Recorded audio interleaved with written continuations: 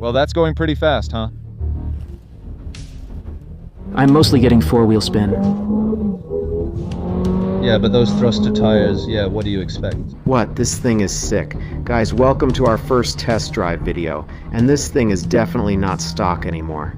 We're going to do some research in this car's manual in a bit, because the previous owner called us.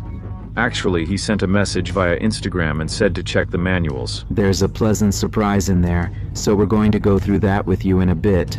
But this car is sick. What's also sick is this screen. You can activate this, so on the off-rec Melcher and Grossasbach models, and check it out. You can see the power it's running, kilowatts and newton meters. The previous owner already made some modifications to this car.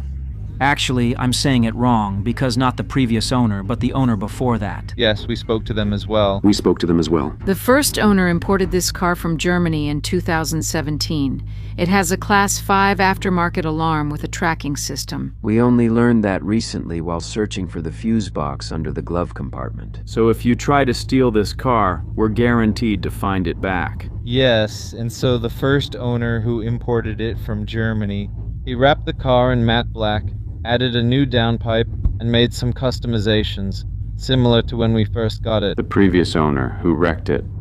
The story goes like this. He was in Turkey, which you all guessed correctly. Based on that yellow sticker on the windshield, he had a little accident.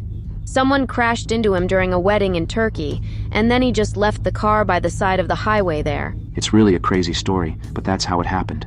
Because we actually talked to him, but he didn't want to be on camera. Otherwise, we would have recorded it, of course.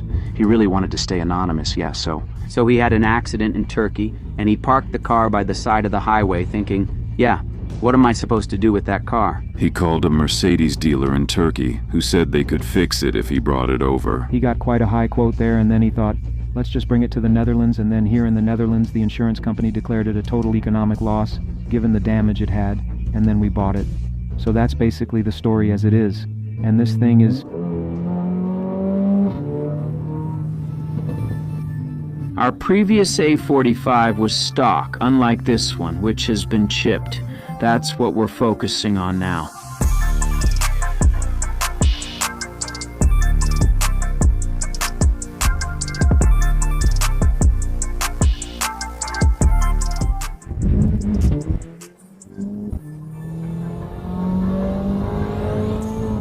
I just can't get enough of that four-wheel drive. I'm curious if I could drift it.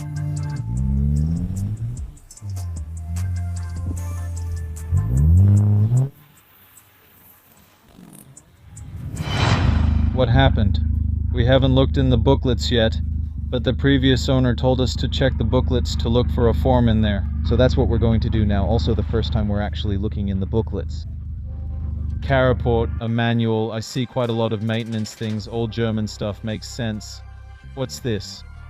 Immobilizer certificate, ATM, chip tuning, powered by technology, Nissan Gran Turismo Racer tuning certificate. So it has a standard power output of 374 horsepower and 498 Nm. Did they measure it? They measured it. At ATM chip tuning, it reached 414 horsepower and 654 Nm.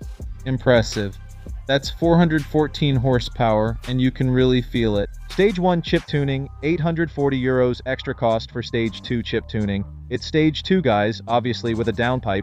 Then you go to Stage 2. Power output printout. But also those pops and bangs, right? That doesn't seem standard anymore. No, but that's because it's basically straight piped now. So there aren't any mufflers left except in comfort mode. Because then it closes the right valve and it still goes through a muffler. And then it's pretty quiet. I think it's well made. We're really happy with this car, maybe even more than with a Ferrari, and the comments show that too. That we should actually do more projects like the GLA because, yeah, I don't know, this might be more accessible for our viewers than a Ferrari project. You have to imagine that Ferrari really costs 2 or 3 times as much as this car. And we make content about it, but the views are just the same as for a GLA Aufrecht, Melcher and Grossasbach. Does this reflect on our viewers, or is content from a low-budget project as good as from a supercar? That's something we'll consider more often. Should we just look for less exclusive cars and stick to GTIs? Stick with AMGs? We might even think they're cooler than supercars. Tell us in the comments. Let me say, let's add some slow-mos and enjoy this car. Let's go.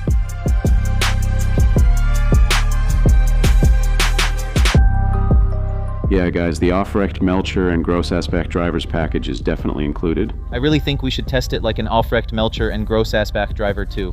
So that's what we're going to do now.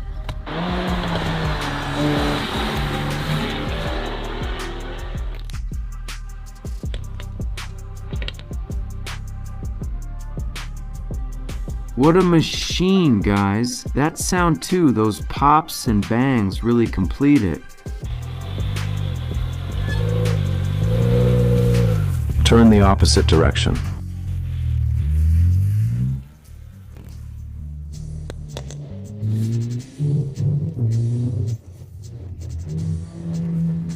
Are you trying to prank me right now?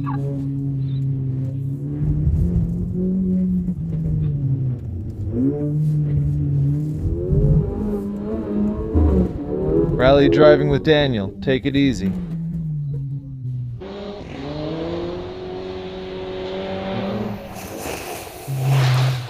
When I was standing here and he drove through that puddle, I realized, okay, maybe I'm standing a bit in the wrong spot. But hey, we didn't get wet. I think it was just about a meter away. Sound check.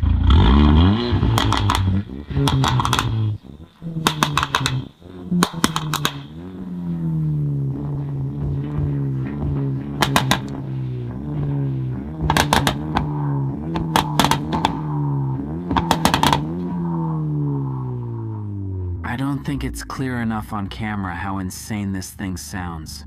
And I'm standing in the mud. Don't you really? You got the car dirty, but then sort of cleaned it by driving through that puddle.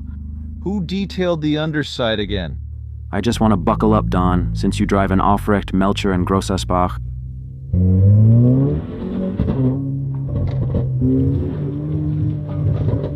I'm keeping the camera steady for you. Now, I think we should drive to the car wash. That's our next stop, because all the mud needs to come off before the car dries.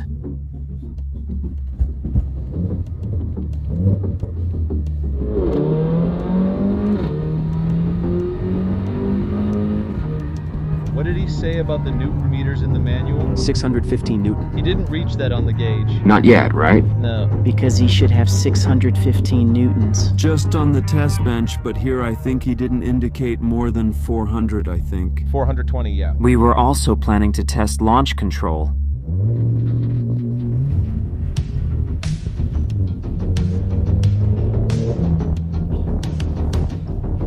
I'm just going to randomly throw up. That's crazy. That's really crazy. Why is he doing that now? Launch control works now, but it never did when we tried to show it before. That's why we postponed it, planning to return with bad news.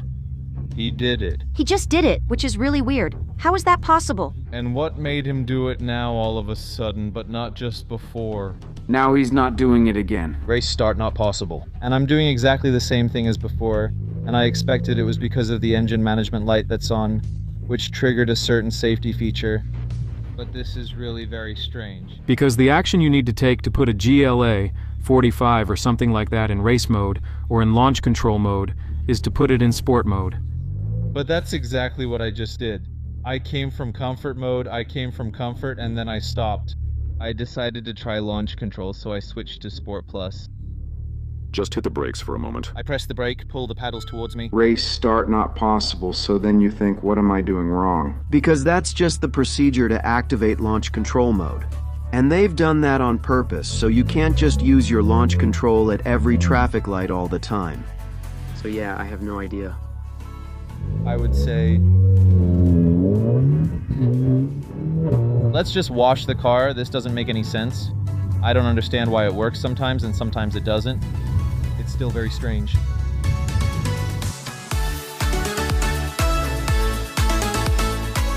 You're seeing him for the first time now, right?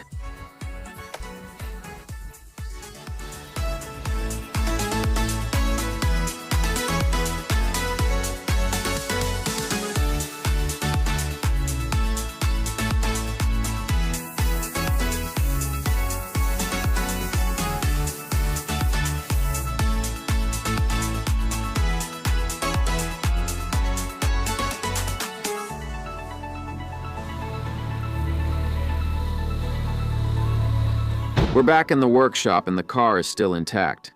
So that means one thing. We did our job well. In the future, you can expect this Aufrecht, Melcher, and Grossaspach to come in a single color. It might also get a custom wrap. And of course, we're going to fix all the faults. But what I'm looking forward to the most is when it's at the paint shop, where we'll help out ourselves with sanding, repairing, and dent removal. So, are you curious about that? Remember to subscribe and enable notifications. We'll see you in the next episode, where the Aufrecht, Melcher, and Grossaspach gets even cooler. See you then.